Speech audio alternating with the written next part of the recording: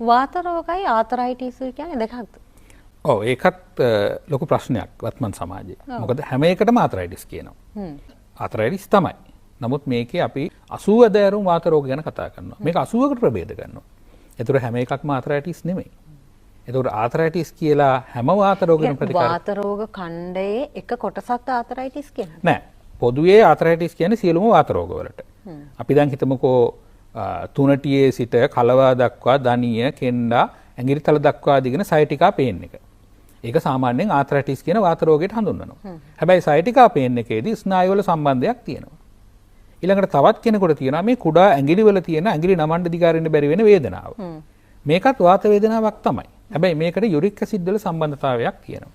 ඒතර මේක අපිට තනි ආතරයිටිස් කියලා පොදුවේ රෝගයක් විදිහට ගන්න බෑ. ඊළඟට තවත් කෙනෙකුට තියෙනවා විලුඹේ වේදනාව. මේකෙදි වෙන්නේ කැල්සියම් ඇතුළු khනිජ පදාර්ථ අර කැල්කේනියම් අස්සිය තැන්පත් වෙලා තියෙන වේදනාව. ඒකත් වාත වේදනාවක් ආතරයිටිස් තමයි. ඇතිවීමේ ස්වභාවය වෙනස්. මේකට කැල්සියම් සම්බන්ධතාවයක් තියෙනවා. නොදිරුව පදාර්ථ වල සම්බන්ධතාවයක් තියෙනවා. ඒ හින්දා අපි පොදුවේ කවදාකවත් ආතරයිටිස් කියන එක වාත රෝගයක් විදිහට සලකන්නේ නැහැ. අපි ප්‍රභේදාත්මකව මේක වෙන් කරන්නේ මේක සුවපත් කිරීමේ පහසුව උදෙසා. චිකිත්සාවේ පහසුව උදෙසා.